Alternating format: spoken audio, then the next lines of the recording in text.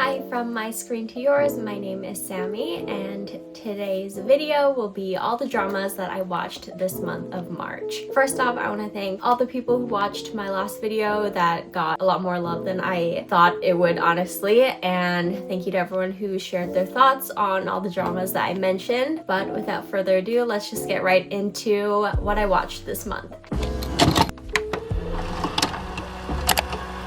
So starting off with the dramas that I finished, the ones that I'm currently watching, and then the ones that I dropped. So the first drama that I finished, I think early on in March, was The Art of Sarah. This was, I think, pretty popular and I thought it was super fun. I was excited to watch it, as I mentioned in one of my previous videos when I introduced the drama. But basically the story is about the titular Sarah Kim, who is this mysterious figure. The show basically revolves around trying to figure out who she is and what kind of person she is, what her story is, her motives. I thought it was really fast-paced, so really easy binge, and I liked the way they told the story, which especially in the first half was super interesting. So in the first half, the structure, each episode kind of follows a different character that she was involved with in some way, and hearing their story of their interactions with her, how all these people have pretty different experiences with her and what kind of person they thought she was. And so you never really get a sense of getting closer to figuring out what kind of person she is. That was really interesting. One of the draws to this show is definitely the female lead, Sarah, who's played by Shin Hye-sun. She was really good in this role. I'm pretty sure I've seen her in stuff before, I just can't remember what. She was very convincing at playing all these different kind of like personalities, I guess, because sometimes she's very cold and manipulative, sometimes she acts very sympathetic, and so that's how she's able to manipulate all these different people. But the story basically begins when her corpse is found, and there's a male detective who's going around and questioning all these people. He finds out we're involved with her and trying to figure out who she is along with the viewer. And I think a lot of these times with these sort of mystery shows, you find yourself supporting a certain side, like whether you want the detectives to find out who the culprit is, or sometimes if the protagonist is like the anti-hero or the villain, then you might find yourself rooting for them to evade law enforcement. But I thought this one was very interesting because I actually kind of was rooting for both sides. Like at the same time, I wanted him to figure out who she was, but also she's so charismatic that you kind of want her to get away with it at the same time. Very quick watch, easy to watch. I think basically everyone could get enjoyment out of this. So if you haven't watched it yet, it's on Netflix. I would definitely recommend it. Second drama, the only other drama that I finished, is The Prisoner of Beauty, which was a really big historical romance C-drama that came out last year. I've seen a few people recommend that I should watch it in my comments, and I just suddenly felt like watching it, and so I did. And to everyone who suggested that to me, you were so right, because I ate it up. I actually started it at the same time as another drama that I'll mention later. I watched the first 2 episodes of each, and then as soon as I watched the first 2 episodes of this one, I just like binged through it, didn't look back at the other one. But basically the story, if you didn't know, I think it's marketed as sort of enemies to lovers, and it's arranged marriage romance. I don't know if I really feel like it's that enemies to lovers, because like one of them hates the other, but I feel like the other doesn't really hate the other at the start, so I don't know, but sort of. And that's not always a trope that I'm like drawn to. Like I don't mind enemies to lovers sometimes, but yeah, this, I really dug it. I think more because I just really like the trope in C-dramas where there's like the cold general who then warms up to the female lead who's really smart. Yeah, I just have a soft spot for that. So this was that. It's like the guy who's only nice to the female lead, you know? I eat it up. Really like this one. I've never seen the leads in any other dramas, and I thought they had good chemistry and I loved seeing them together. I thought the female lead played by Song Zu-ar was really good casting. I thought she looked beautiful just in historical dress, I guess, and especially in the beginning of the show when she's more restrained, having to move to the male lead's province or country or whatever, and she showed a lot of restraint in her emotion, which I thought was very good. I also liked the male lead played by Liu Yuning. He was at times very kind of like cold and scary, but then he also had a lot of like funny comedic moments later on the show, which was nice. As with most most historical romances, there's also a lot of kind of political stuff that goes on. It's not super serious, but it was interesting and kept the show moving along. I didn't know, so there's surprisingly a lot of funny moments and funny moments that actually made me laugh. And if you know me, I don't typically like comedy that much, so it was nice actually. I watched another drama YouTuber, No Sleep for Dramas. I'm pretty sure they mentioned that they felt that the ending was a bit rushed, and by that point I hadn't watched the ending yet, but after watching the ending I agree. It's not that bad. It was like whatever, but I definitely think they could have done the ending better. Especially for the ending, I wish there were more scenes between the actual main couple. I think I saw some criticism that they thought the male lead was kind of acting stupid, which is kind of true, but I guess I didn't really mind it. I thought it was like funny or cute or whatever. I don't think it's a drama that changed my life or anything, but I did have a really good time watching it, and if you also like those sort of tropes, I think you would enjoy it also. Next, I have to talk about two dramas that I'm currently watching, and the first one is the super currently popular Pursuit of Jade. I'm pretty sure this is one of the hottest C-dramas of the year. I've seen so many people talking about it and saying that they were really anticipating it, and I saw that this is directed by the same director as another really popular C-drama called Blossom, which I actually have not watched yet, but it is on my list to get to one day. And I've heard that he's known for really stunning visuals, which made that drama as well as this drama stand out. I do agree with that. I'm just gonna say it right now, I've only seen 2 episodes of this so far, and I do plan on continuing it, but I'll get to that later. From the 2 episodes, it is very visually beautiful. The cinematography is great. Not only the framing of shots, but also like the effects. It takes place, at least in the beginning, in like a snowy region, and like the snow falling, it's just really beautiful. But the reason that I've only watched 2 episodes is I think I finished Prisoner of Beauty and then I didn't watch anything for like a week, and then I think I just wasn't in the mood for another historical romance, and so yeah. The 2 episodes I did enjoy it, but at the same time I wasn't like, oh my god, I need to watch the next episode right now. I'm sure a lot of people that are watching are pretty caught up, so I'd love to know your thoughts. Should I actually quickly get back on this and start watching it right away? Yeah, let me know your thoughts. But first impressions, I did like both of the leads. I've actually never seen them in anything else. Well, actually, I watched like 2 episodes of the female lead actress in, was it Moonlight? I forget. Yeah, it's an interesting introduction to the story and their background. Yeah, I haven't really gotten into the meat of the story yet. And the second drama that I'm watching is Girl From Nowhere, The Reset. And this is I guess a reboot of one of my favorite shows. It's a Thai thriller called Girl From Nowhere. That's the original. So it follows basically the same structure as the original season. It's an anthology series, meaning each episode follows basically a different story. And the story is basically that the female lead is kind of the embodiment of karma, and she goes to a different high school each episode, meets this new cast of characters, and something bad is happening, or something bad will happen, sometimes because she kind of provokes it into happening, but then she enacts justice. And definitely a bunch of trigger warnings that you should probably look up if you're interested in watching this one. Not all the episodes are disturbing, but there are episodes that could be a bit disturbing. The difference between the reboot and the original series is that the female lead is played by a different actress, although she's supposed to be the same entity. I'll probably give more of my thoughts once I actually finish the drama, because it's actually coming out 1 episode a week, so I think there's still 2 more. So next month I will be sharing more detailed thoughts about this, as well as kind of comparing a bit of what I think, I guess. And yeah, but in general, if you love a good thriller, I think this is definitely one to watch. It's so good, especially the first season. It's amazing. The second season is good too, but I don't love it as much. And now to talk about 3 dramas that I dropped this month. The first one that I dropped is Generation to Generation. This is a historical romance, and this was the one that I was talking about earlier that I watched 2 episodes of, and then I watched 2 episodes of The Prisoner of Beauty, and then I never looked back. The first 2 episodes, it was like not bad, but I also wasn't that interested in it. I did hear from this shorts content creator at Sylvia Sun W on TikTok. I like watching her talk about the Chinese entertainment industry and stuff, but she was mentioning that a lot of people thought the start of this drama was a bit confusing, the first few episodes. She said that she recommends that people get to at least episode 5 or 6, which I didn't feel like doing, so I dropped it. There weren't any obvious issues, but it just wasn't interesting interesting enough to continue also, or to go back to and continue. The next one that I dropped is the other probably widely talked about Boyfriend on Demand, which is a Netflix rom-com K-drama featuring Blackpink's Jisoo. I gave it 2 episodes as I always do,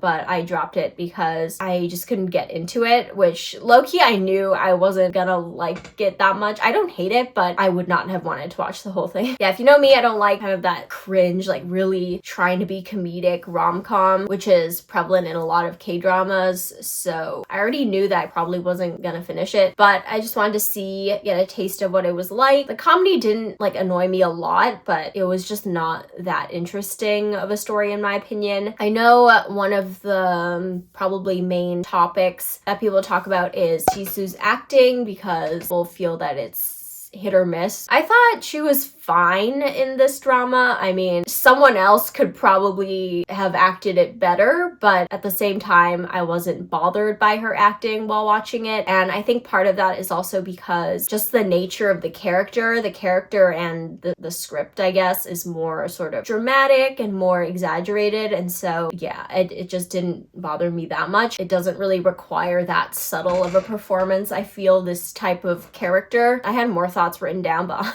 honestly, I don't really feel like there's that much more to say. It just is really not my type of show. And the last one that I dropped is In Your Radiant Season. This is another K-drama romance, but more like just feel good and not comedy. This one is about the romance between the male lead is very positive and he enters the female lead's life at a point where she's kind of been living with this trauma for many years, and that's why she's kind of closed herself off from a lot of people and from meeting new people and developing relationships with people. He also has something that happened to him back then, and yeah, it's just their developing romance. Watched 2 episodes of this. Wasn't bad, but at the same time I wasn't just interested enough to continue, I guess. I liked both leads. One of my favorite actresses, Han Ji-yeon, is one of the side characters. I kind of just want to see her side romance low-key, but I'm also too lazy to like scroll through and just watch her scenes. Yeah, I wrote here that I was halfway through episode 2, but I was also playing the new Pokopia game on the Switch at the same time, and I just thought even while doing something else at the same time, the story wasn't that interesting, and so I decided to drop it. And that is everything that I watched this month of March. I think if I had to recommend you to watch one, it was kind of hard to decide. I enjoyed both The Art of Sarah and The Prisoner of Beauty so much. I feel like a wider audience would like The Art of Sarah, but personal enjoyment, I liked The Prisoner of Beauty more, so I guess I would recommend The Prisoner of Beauty. I would love to know what you've watched this month, or if you have any thoughts on the dramas that I mentioned today, let me know down in the comments. I love to hear your thoughts. Thank you so much for watching. I'd love it if you subscribe to join my small drama community, and I'll see you in my next video.